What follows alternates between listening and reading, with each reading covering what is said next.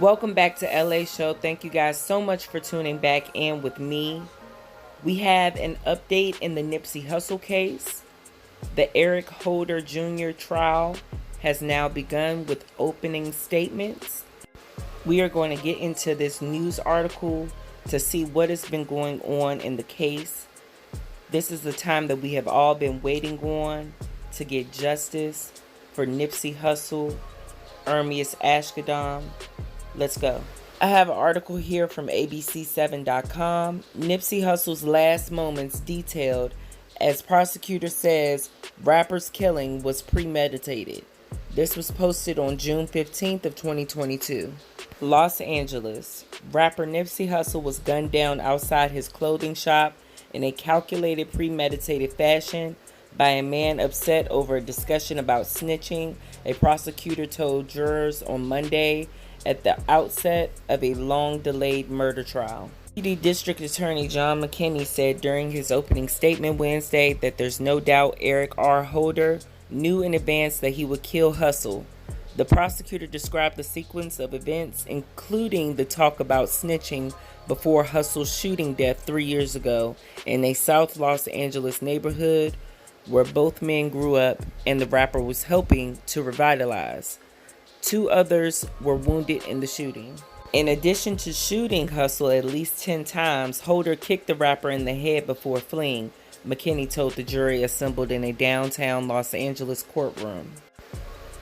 He clearly thought about what he was going to do before he did it, McKinney told jurors about Holder's intentions. Holder, 32, faces 1 count of first-degree murder and 2 counts of attempted first-degree murder. Hussle, a hip-hop artist, father of 2, and widely loved South LA local-born Ermias Ashkadam, was shot and killed at age 33 on March 31st of 2019 in the parking lot outside of his store known as the Marathon. Kenny said Holder and Hussle knew each other growing up in the same neighborhood where they were members of the same gang, the Rolling 60s. In his opening statement, McKinney showed jurors videos and photos of the shooting and its aftermath. Images showed the shooting and Holder fleeing the scene wearing a red shirt and bandana while carrying a semi-automatic gun and a revolver. After a 2-day manhunt, Holder was arrested, and 2 months later, he was indicted by a grand jury. McKinney said the shooting stemmed from Hussle hearing that Holder was a snitch and needed to clear that up. Before the shooting, he said the rapper and his 2 friends were having a cool conversation with Holder. He said Hussle visited the store without any security. Attorney Aaron Jansen has a formidable task in defending Holder, who could get life in prison if convicted. Multiple eyewitnesses who both knew Holder and Hussle told police and grand jurors that Holder walked up to Hussle and gunned him down. Jansen has said that the killing of Hussle was not premeditated and the shooting of the other 2 men was not intended at all, making the first-degree murder and attempted murder charges excessive. He is also likely to make Holder's mental health an issue. On Wednesday, Jansen said Holder was triggered and didn't have time to cool off before he gunned down Hussle, saying this is a case of heated passion. Former gang member Herman Cowboy Douglas, who worked at the Marathon, said Hussle didn't use the actual word snitch while overhearing the conversation. He thought Hussle was trying to give Holder some advice in a chill exchange.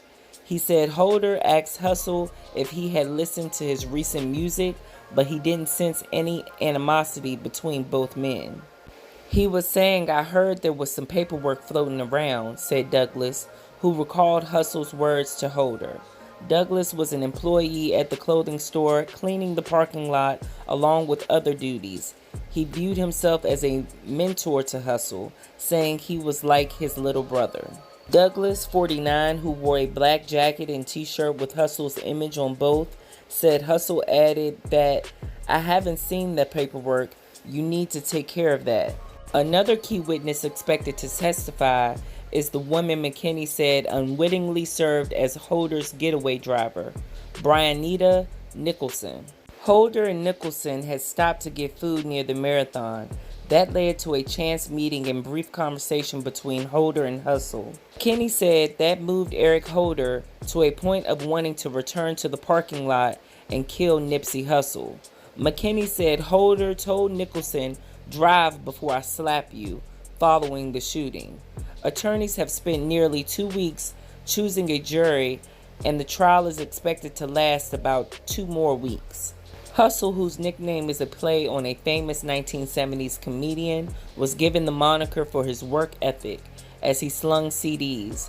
He spent years winning a devoted following through mixtapes and underground releases, and broke through with his first major label album, earning a Grammy nomination just months before he was killed. His death reverberated around the world, but it was especially felt in his hometown, where people filled the streets to mark his loss, and where he was mourned at a memorial at the 20,000-seat arena, then known as the Staples Center. In the same building, nearly a year later, his memory was celebrated in a performance by DJ Khaled, Meek Mill, John Legend, and others at the Grammy Awards. On the same day, another local hero, Kobe Bryant, was killed in a helicopter crash. Hussle left behind his longtime partner, actor Lauren London, with whom he had a son who is now 5 years old. He also had a daughter who is now 13 years old. Well, you guys, this is Eric Holder sitting in court trying to beat this case for a situation that his lawyer is calling heated passion. That he got so enraged that Nipsey Hussle allegedly brought up some form or fashion of snitching and or paperwork that he had to bring his 2 guns to a parking lot full of people and start shooting.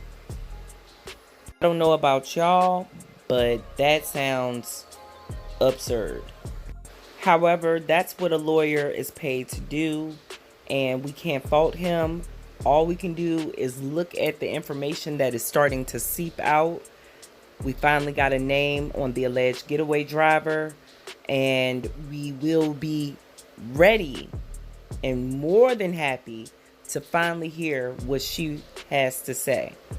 If we go back to that day in March of 2019, and we can remember all the information that was starting to come out when this first happened, to now, it is just a very baseline story of Nipsey Hussle allegedly calling or insinuating that Eric Holder was a snitch.